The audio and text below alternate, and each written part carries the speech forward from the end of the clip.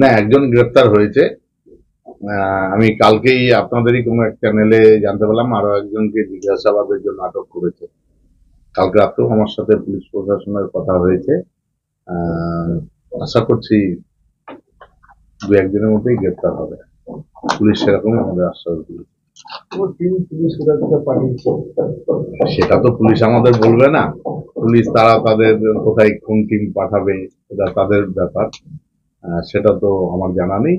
তবে আসামি গ্রেপ্তার হবে আশ্বাস দিয়েছে গতকাল থানার মাননীয় আইসি আছেন, ওনার সাথে আমার কথা হয়েছে। অবশ্যই এরা তো যতদূর শুনতে পাচ্ছি হয়তো বিহারের দিকে পালিয়ে গেছে, কারণ অর্জুন সিং মানে বিহার উত্তরপ্রদেশ যোগ তো আছেই। টোটালটাই তো অর্জুন সিং এর পরিকল্পনা। বিহার উত্তরপ্রদেশই অর্জুন সিং কোথাও লুকিয়ে রেখেছে এদের।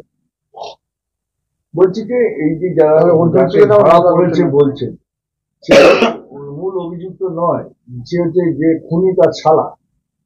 হ্যাঁ, মূল অভিযুক্ত তো এখনো ধরা পড়েনি। না, মূল অভিযুক্ত সবাই।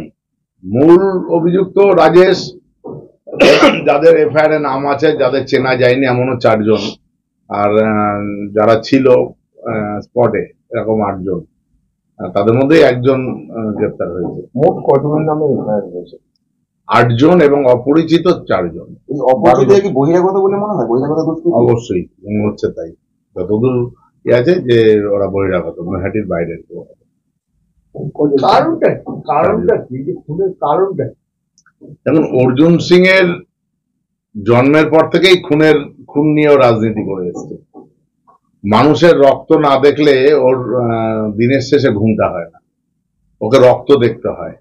শোনা যাচ্ছে যে খুন হয়েছে সে তা প্রথমে রাজেশের বাড়িতেই পিস্তল নিয়ে গেছে, তারপরে রাজেশ পিস্তল কিনে নেয়, তারপরে মারধর করে। এটা কি অর্জুন সিং বললো? না, এটা শোনা যাচ্ছে।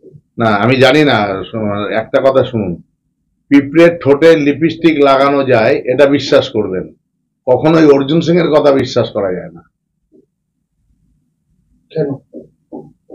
মানুষের পর্যায়ে পড়ে না তো। যার মানুষের রক্ত না দেখলে যার ঘুম হয় না, তার সে মানুষের পর্যায়ে পড়ে না।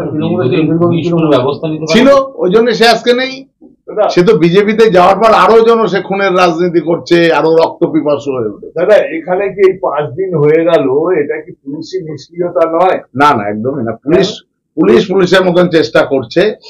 পুলিশ আশা করছে 2-1 দিনের মধ্যেই জাল গুটিয়ে এনেছে, যতদূর কালকে রাত্রে আমি শুনতে পেয়েছি।